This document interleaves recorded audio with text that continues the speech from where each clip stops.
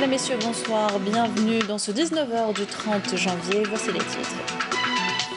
Ouverture à Brazzaville du 8e sommet du comité de haut niveau de l'Union africaine sur la Libye. Le Premier ministre y représente le président de la République. L'Algérie a réitéré sa disponibilité à rapprocher les positions des parties belligérantes et à trouver une solution à la crise. 17 000 visiteurs au salon du recrutement et de la formation et des milliers de CV déposés. Comment mettre en valeur cet élément important du processus d'embauche? Les conseils des professionnels dans ce journal.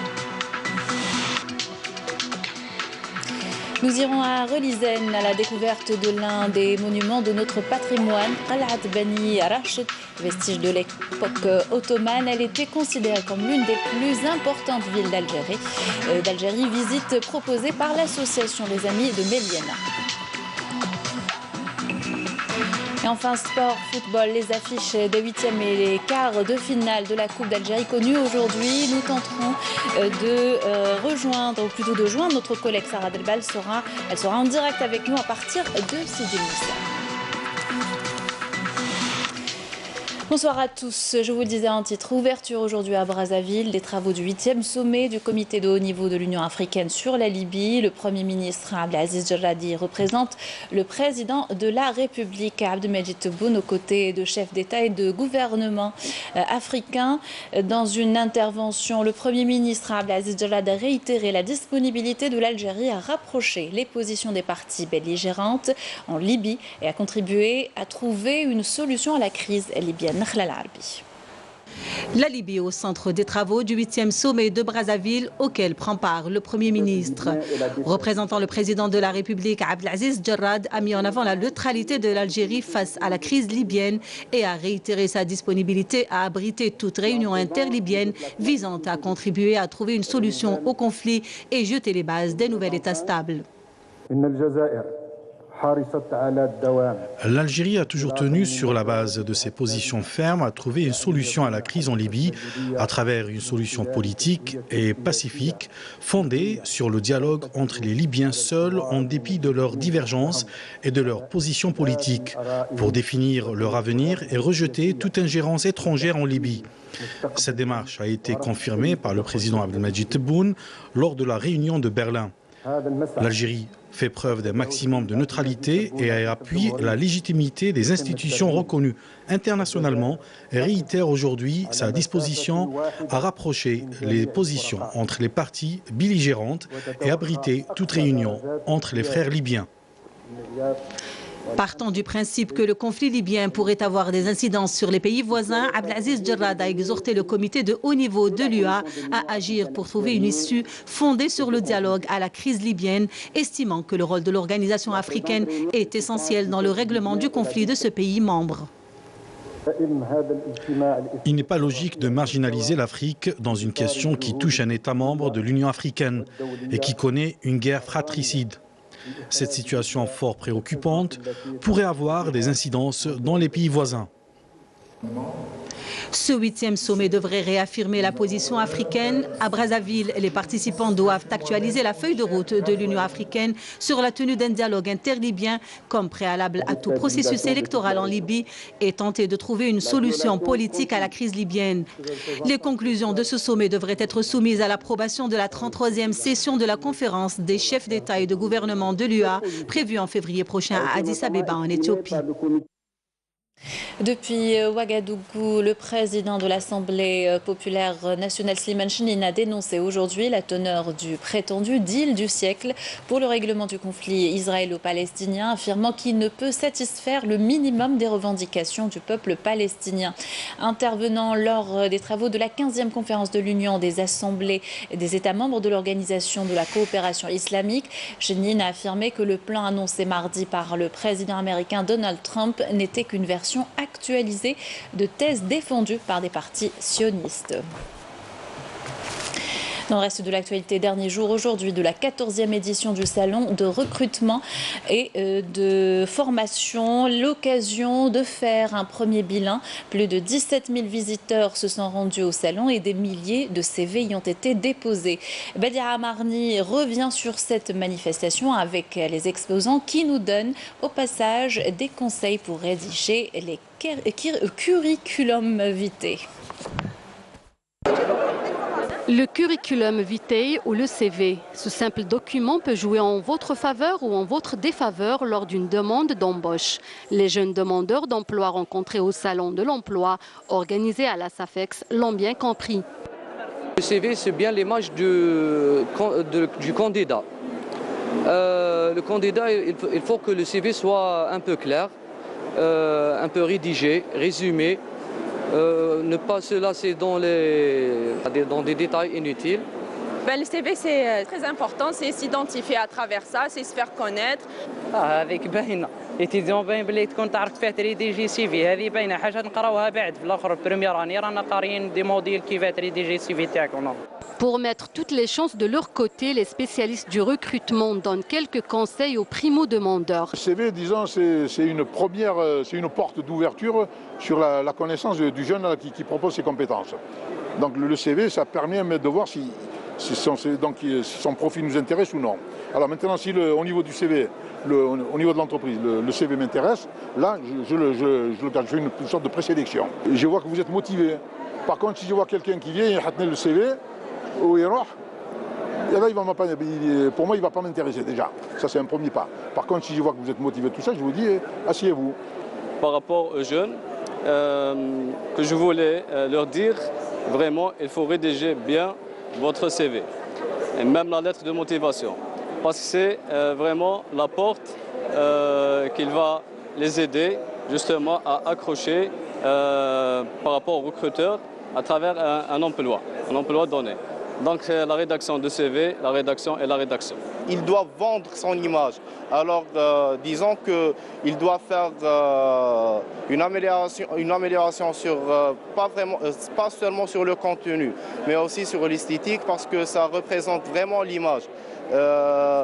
Il doit aussi poser des points sur qu'est-ce qu'il a fait, qu'est-ce qu'il n'a pas fait et tout ça, parce que l'échec peut représenter un succès sur un CV. On va dire que c'est la vitrine et l'image de la personne professionnellement parlant. C'est beaucoup plus professionnellement parlant. Même si on va retrouver des détails personnels, des informations personnelles, mais c'est beaucoup plus comme on a dit, des informations professionnelles. Je conseille les jeunes Algériens pour organiser leur CV, la présentation des informations personnelles en premier, c'est tout. Et en deuxième, le cursus et la compétence, surtout. Le CV, une porte d'entrée dans une entreprise, joue un rôle prépondérant dans le recrutement d'une personne. Il faut savoir que 2500 postes d'emploi ont été proposés lors de ce salon. Agriculture à présent, c'est la période de la cueillette des olives. À Bouira, cela se fait souvent en famille. Et à l'ancienne, des méthodes difficiles et parfois dangereuses. La direction de l'agriculture et de la wilaya tente d'amener les agriculteurs vers l'utilisation d'équipements plus modernes. Amel et Siridir. La campagne de la cueillette des olives bat son plein à Bouira. Cette année, une récolte importante a été enregistrée. Les agriculteurs sortent en famille pour cueillir les olives mûres, une tâche pénible qui nécessite les efforts de tous. C'est un travail qui demande beaucoup de temps, environ 2 à 3 mois, et on ne trouve même pas de saisonniers. C'est très difficile, surtout quand l'olivier est très grand. Certains agriculteurs ont adopté des techniques modernes pour y remédier. Une nouvelle méthode qui permet de gagner du temps et d'obtenir un produit de qualité. L'avantage, c'est que cette machine nous permet de gagner du temps pour cueillir les olives. Elle peut remplacer 5 ouvriers. En plus de ça, elle permet d'avoir une meilleure qualité d'huile. C'est une machine qui nous aide beaucoup. Cet outil est flexible. On peut l'agrandir ou le rétrécir comme on veut, selon la grandeur de l'olivier, bien sûr. Les agriculteurs l'ont trouvé très utile, d'autant plus que son utilisation leur permet de gagner beaucoup de temps et de diminuer les efforts. Un système très ingénieux qui permet une cueillette plus rapide et un produit de bonne qualité. Les services agricoles de Bouira l'ont bien compris. Ils organisent une campagne de sensibilisation auprès des agriculteurs de la région. L'oléiculture, un créneau porteur aussi dans la région de Beni Boussaïd à Tlemcen. À l'instar des années précédentes, la récolte a été importante. Le soutien dont ont bénéficié les agriculteurs a atteint ses objectifs. Yamina Saïdji. Plein essor à Tlemcen, direction la région de Beni Boussaïd qui a connu une récolte abondante, laquelle témoigne sans conteste de la bonne saison agricole qu'a connue la région. Le soutien agricole nous a permis d'atteindre nos objectifs avec un volume important cette année.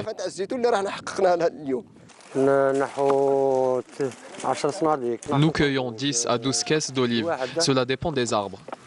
Dans les grands oliviers, nous arrivons jusqu'à 20 caisses.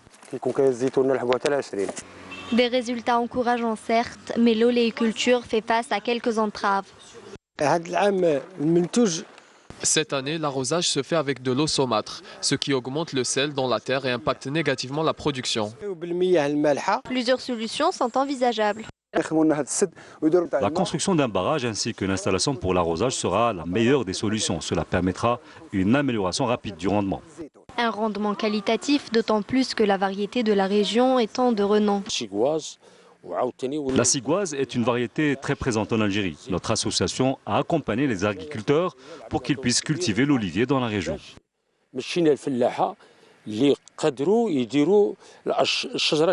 L'oléiculture pourrait ainsi mettre fin au chômage dans les zones frontalières, mais aussi contribuer à la protection de l'environnement. Et ce communiqué du ministère de la Défense nationale dans le cadre de la lutte antiterroriste et grâce à l'exploitation de renseignements, un détachement de l'ANP a capturé le 29 janvier dans la commune de Bieltouta à Alger le terroriste recherché Er Bachir. Ce dernier préparait un attentat kamikaze visant les marches pacifiques dans le centre de la capitale en utilisant une ceinture explosive, précise la même source. Toujours dans le cadre de la lutte antiterroriste, un terroriste s'est rendu aujourd'hui aux autorités militaires à Taman Rasset. Il s'agit du dénommé Mansouri Taïeb, dit Tarek, qui est activé au sein des groupes terroristes dans la région du Sahel. Ces résultats réitèrent encore une fois l'efficacité de l'approche adoptée par le haut commandement de l'armée nationale populaire pour revenir à bout du fléau du terrorisme et faire régner la sécurité et la quiétude à travers tout le territoire national. Par ailleurs, et dans la dynamique des opérations visant à endiguer la propagation du fléau des drogues dans notre pays, un détachement combiné de l'ANP a arrêté à Ain Sofra, wilaya de Naama, 2 narcotrafiquants à bord d'un véhicule touristique chargé d'une grande quantité de kif traités s'élevant à 4 quintaux et 86 kg. Ces opérations viennent s'ajouter à l'ensemble des résultats concrétisés sur le terrain et confirment plutôt la grande vigilance et la ferme détermination des forces de l'ANP et les différents services de sécurité à préserver la sécurité du territoire national et à déjouer toute tentative de porter atteinte à la stabilité du pays. La solidarité algérienne en direction de centaines de familles palestiniennes vivant sous le blocus de l'occupation israélienne. Une aide salutaire, notamment en cette période de grand froid, qui se fait via des associations humanitaires algériennes. Reportage Wissam Abouzaïd, commentaire Nakhla Larbi. L'aide humanitaire algérienne se poursuit en cette période hivernale au niveau des zones frontalières de Gaza, en direction de ces familles palestiniennes vivant depuis plus de 14 ans dans un dénuement quasi total. Nous vivons une situation très difficile à cause du blocus israélien et de la situation économique ici au niveau de l'enclave. Je remercie tous ceux qui nous apportent leur soutien.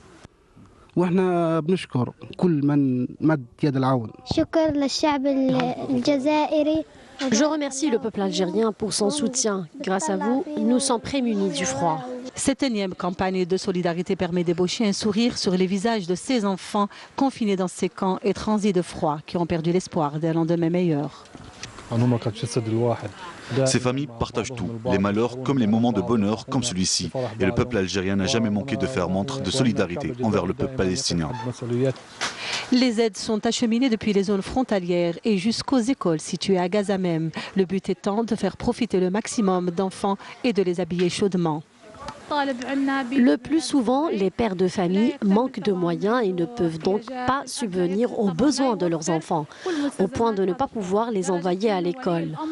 C'est tout l'intérêt de ces aides, habiller les enfants et leur permettre d'étudier normalement. Indéfectible et avant même l'instauration du blocus, l'aide humanitaire algérienne a toujours constitué pour ces familles palestiniennes une réelle bouffée d'oxygène. Tout de suite, un tour de l'actualité internationale en bref par Camilla Mellel. Aujourd'hui en Chine, le bilan de l'épidémie de pneumonie virale s'est alourdi à 170 morts.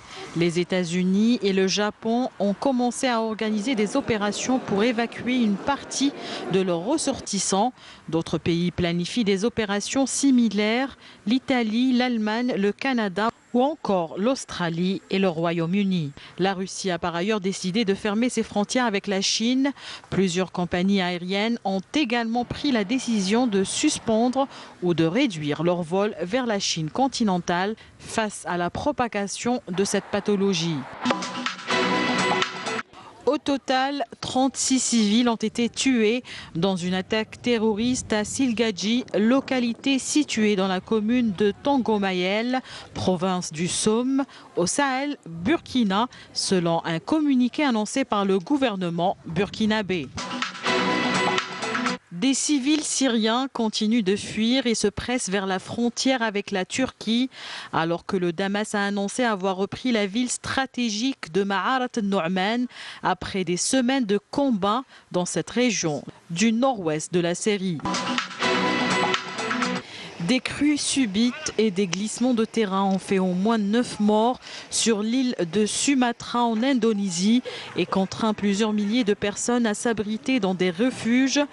Début janvier déjà, des précipitations records avaient déclenché des inondations et des glissements de terrain dans la région de la capitale Jakarta, causant près de 70 morts. Des quartiers entiers de la mégalopole de quelques 30 millions d'habitants ont été envahis par les eaux et plusieurs dizaines de milliers d'habitants ont dû quitter leur domicile.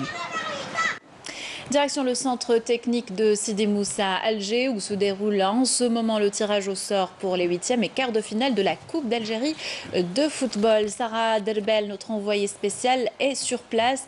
On la retrouve tout de suite en direct. Sarah, bonsoir. Sarah, la cérémonie s'est-elle terminée? Que pouvez-vous nous dire ce tirage au sort? Alors Sabrina, bonsoir. Un tirage au sort qui s'est déroulé dans de bonnes conditions et une excellente organisation avec la présence du président de la fédération, M. Kherdin Zatchi, et la présence de plusieurs présidents de clubs. Donc pour ce tirage au sort, on a connu de belles affiches pour les 8e de finale. Avec 2 derbys de l'Est, dans l'entente de Sétif qui recevra le CS Constantine et le Kaba Borj Barilic qui se déplacera à Ain Mila pour affronter la formation locale. On va rappeler que l'AS Ain Mila a éliminé l'AJS Kabylie de cette compétition. On a également une autre rencontre qui opposera 2 clubs de Ligue 1, donc l'US Biskra face au Shabab de Belouizdad. Et du côté de la Ligue 2, on a également un beau match entre le RC Erba et le ML Boussaada. Et enfin, la surprise de cette Coupe d'Algérie, le Wydad de Boufarik, qui a éliminé le Mouloudia d'Alger en 16e de finale, affrontera le Mouloudia d'Oran.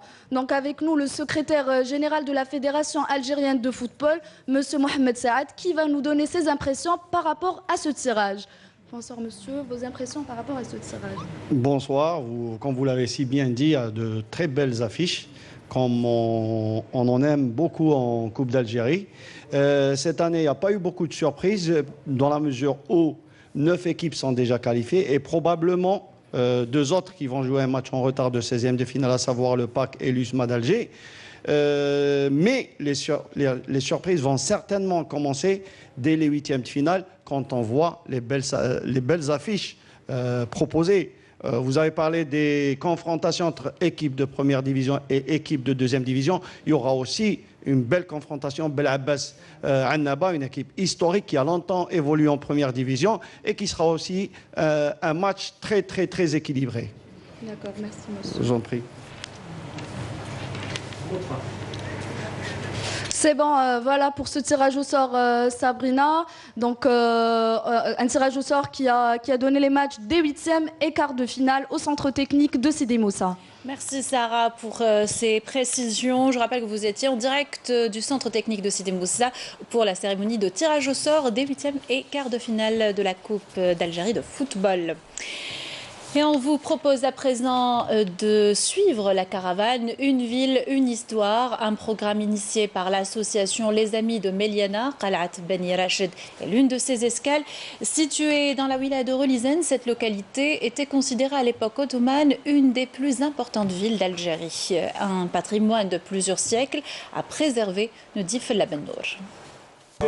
Il s'agit de la 10e escale de cette caravane Une ville, une histoire. Située à 35 km de la wilaya de Relizane, Qalat Beni Rachid est considérée avec la vieille ville de Mazouna parmi les sites les plus connus du Dahra. Durant l'époque ottomane, la citadelle était un véritable pôle de rayonnement culturel et un joyau architectural. La citadelle de Beni Rachid était connue comme la ville du savoir et des savants. Elle était un pôle de rayonnement religieux et culturel, notamment durant l'époque ottomane. Elle a vu le déroulement de plusieurs batailles durant lesquelles la ruse était de mise. Il a été demandé aux étudiants d'allumer des feux pour faire fuir les soldats espagnols. التي تسببت في دخان كثيف مما جعل الإسبان يفرون من المنطقة. Les soldats ottomans implantés dans cette région étaient commandés par Ishaq, tombé au champ de bataille en 1518. Cette citadelle était une des très importantes villes ottomanes.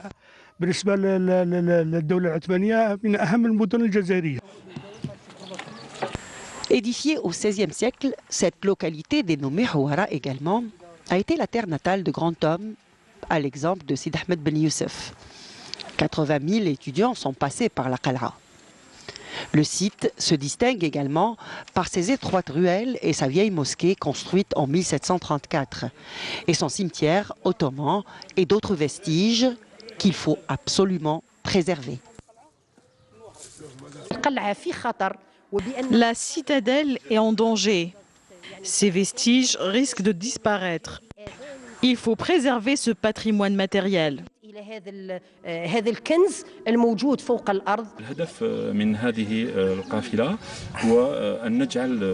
Cette caravane vise à faire de cette citadelle et de la ville de Mazouna un pôle touristique. Nous demandons aux autorités locales de réaliser un musée dans cette ville archéologique qui fait partie des plus anciennes villes du pays. بهذه المدينة الأثرية التي تعتبر من أقدم المدن في الجزائر. نتمنى إن شاء الله يكون نزل وكذلك أوبرج ولا. En attendant, les habitants de cette localité ont créé 2 modestes musées dans lesquels sont exposés, entre autres, de vieux manuscrits et des instruments de tissage utilisés dans la fabrication du célèbre tapis d'Al-Qal'a. Certaines pièces datent de 5 siècles.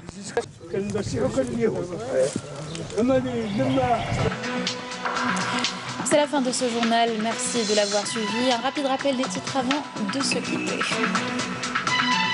Ouverture à Brazzaville du 8e sommet du comité de haut niveau de l'Union africaine sur la Libye. Le Premier ministre y représente le président de la République. L'Algérie a réitéré sa disponibilité à rapprocher les positions des parties belligérantes et à trouver une solution à la crise. 17 000 visiteurs au salon du recrutement et de la formation et des milliers de CV déposés. Comment mettre en valeur cet élément important du processus d'embauche? Les conseils des professionnels dans notre journal.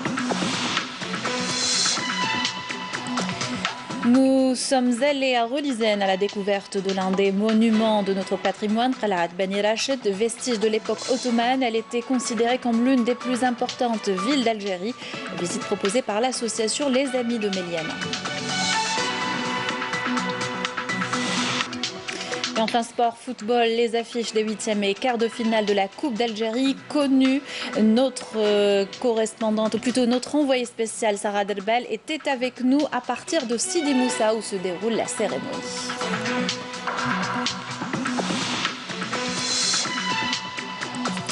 C'est la fin de notre édition. Merci de l'avoir suivi. Excellente soirée avec le reste des programmes sur Canal Algérie.